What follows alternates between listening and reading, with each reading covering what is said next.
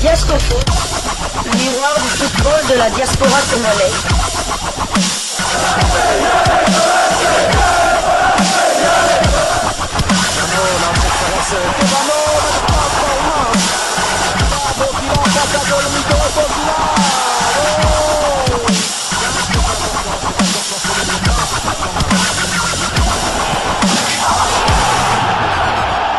Diasco Foot, le miroir du football de la diaspora congolaise.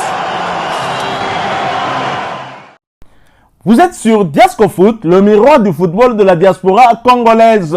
Diasco Foot vous dit bonjour, tout le plaisir est pour nous de vous retrouver, mais surtout de savoir que vous êtes nombreux en train de suivre votre chaîne YouTube dédiée uniquement aux footballeurs de la diaspora congolaise.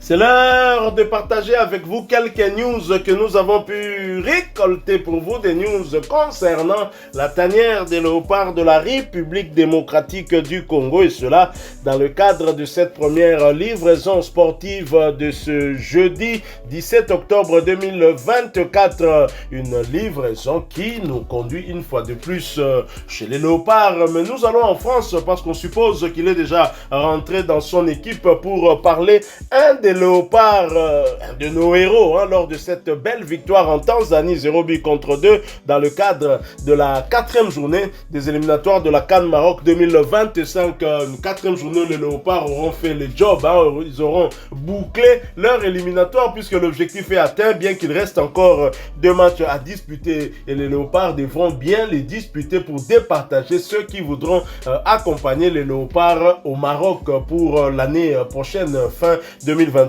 et début 2026, pour cette CAN qui, vous l'avez compris, aura lieu dans ce pays où est enterré notre ancien président, le maréchal Mobutu.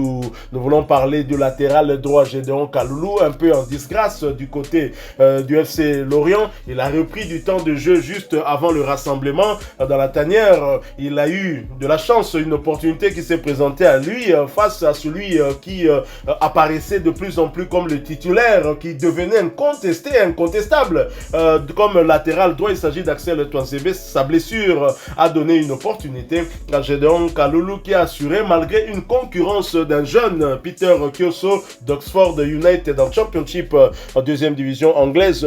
Gédéon Kaloulou a joué et gagné puisque c'est lui qui a été titulaire lors des 2 matchs de la double confrontation face à la Tanzanie. Et Gédéon Kaloulou, lors du match retour, un match où les léopards étaient acculés par les Tanzaniens, comme en témoignent les statistiques de ce match, notamment la possession qui était en première période de 63% en faveur des Taifa Stars et 37% pour les léopards.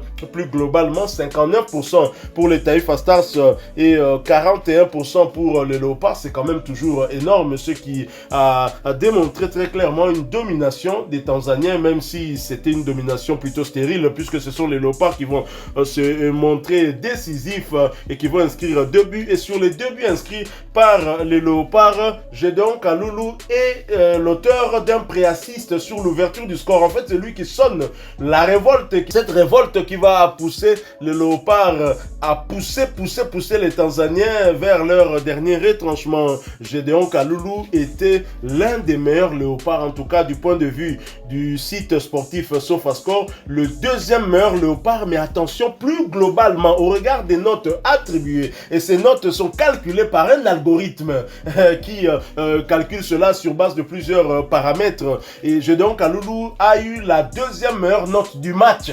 Donc, non seulement côté congolais, mais plus globalement, parce que le premier Tanzanien a 7.4 de notes, alors que Gédéon Kaloulou a reçu 7.5. Meshak Elia, bien évidemment, est très loin devant avec 8.9. Gédéon Kaloulou, au cours de ce match, a eu à réaliser des statistiques très honorables. Je vais vous donner quelques statistiques du latéral droit du FC Lorient, lui qui a accepté justement de descendre avec le FC Lorient en Ligue 2. Gédéon Kaloulou a disputé 90 minutes. Voilà pourquoi, à mon sens, je pense que le meilleur léopard, c'était lui, puisque lui, il a disputé les 90 minutes, alors qu'Elia Meshak n'a disputé qu'un tiers des minutes lors de ce match.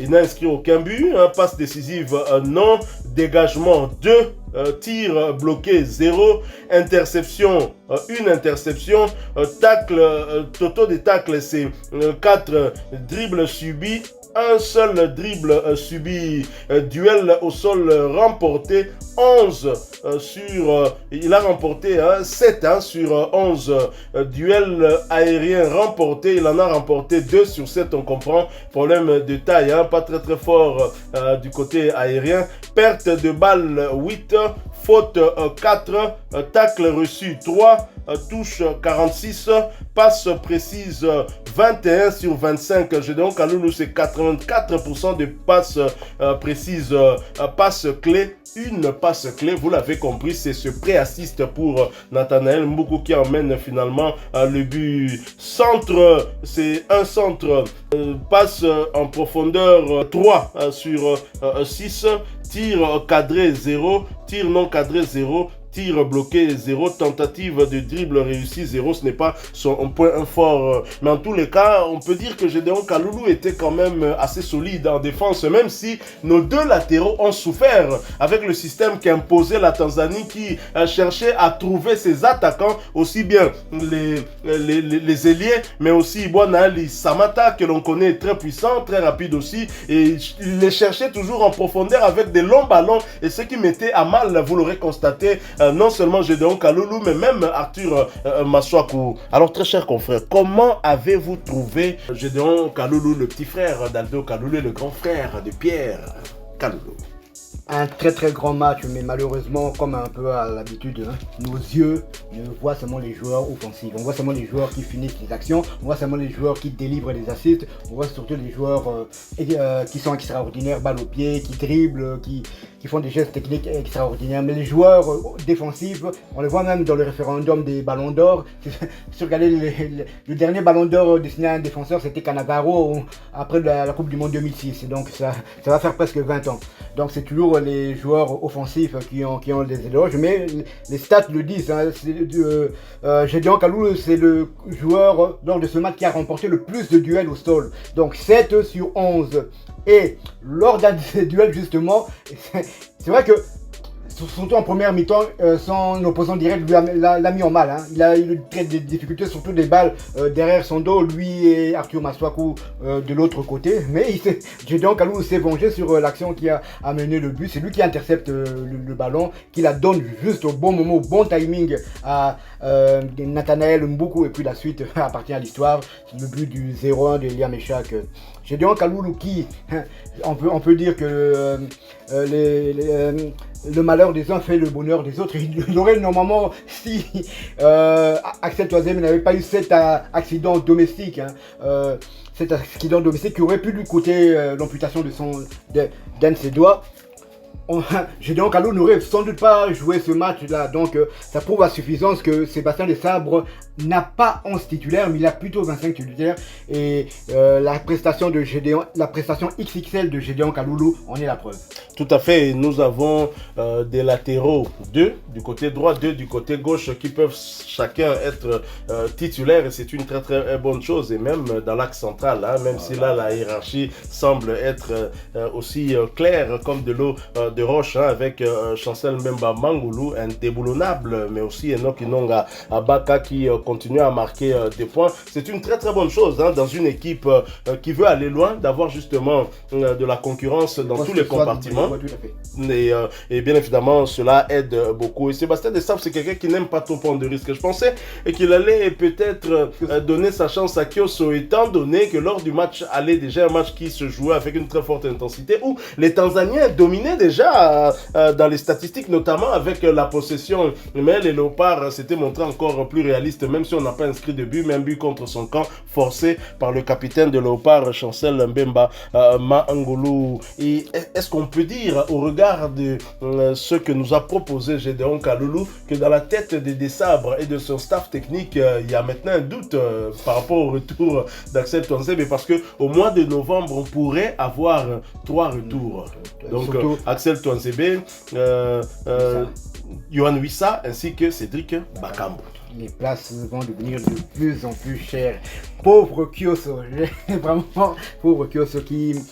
Bon, non, mon principe, si Toisem est bien, c'est lui qui sautera malheureusement. Mais j'espère quand même que Sébastien Desabre pourra quand même, vu que c'est quand même 2 matchs qui vont compter pour du beurre, doit quand même le sélectionner pour qu'on le voit quand même. Oui, ce serait quand même bien qu'il le sélectionne pour qu'on le voit. Voilà, parce que là, on n'aura plus de matchs amicaux jusqu'au mois de mars lors de notre match. Sur les 2 matchs qui nous restent, il nous faut au moins un match nul pour assurer la première place. Parce qu'on a besoin vraiment d'être premier pour figurer dans le peloton de tête, hein, juste avant je veux dire encore le tirage au sort. Une stat qui va à l'avantage quand même de Gédéon Kaloulou, c'est que depuis le mois de juin, depuis l'après-CAN, chaque fois qu'il a été titulaire, la RDC n'a pas encaissé. La RDC n'a pas encaissé. Au Sénégal, c'était pas lui. Moukonta Bakinchit. Moukonta Bakinchit. Donc, il fait partie aussi. C'est vrai que Togo, c'était lui. Ouais, Togo, c'était lui. Ouais. Togo, même si on a été dominé, mais c'était quand même un clean sheet réalisé. Il a enchaîné 3 clean sheets.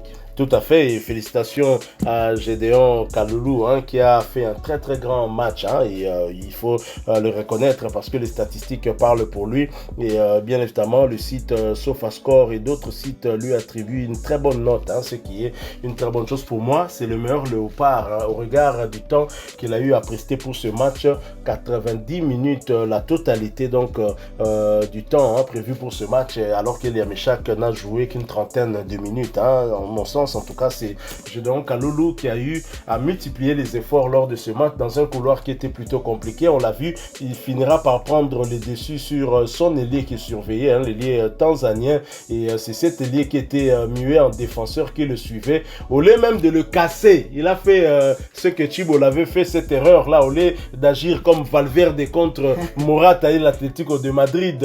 Non, cet attaquant tanzanien a laissé Gédéon Kaloulou donner une très belle passe à Nathanaël Mboukou, qui n'avait même pas besoin de bien arranger le ballon. Il avait juste besoin d'arriver d'un bon timing et de centrer au deuxième poteau, et le ballon est arrivé devant Elia Meshak qui d'une reprise demi-volée, je pense, hein, qui a rebondi juste devant lui, à lobé le gardien tanzanien pour l'ouverture du score. Et la suite appartient à l'histoire, parce que les Léopards justement sont entrés dans l'histoire grâce à ce doublé d'Elia Meshak. Les Léopards 4 matchs gagnés sur les 4, 0 but encaissé. Dites-nous qui l'a fait en sélection, quel staff technique l'a fait, quel entraîneur l'a fait, et c'était lors de quels éliminatoires? C'est une question que nous posons parce que nous pensons que c'est une première, et Chancel Mbemba l'a confirmé. Tout à fait, c'est une première que, donc, dès la première journée des éliminatoires jusqu'à la 4e, qu'une équipe, les Léopards de la RDC gagnent les 4 premières rencontres. C'est vrai qu'il l'avait fait en 2017, mais c'était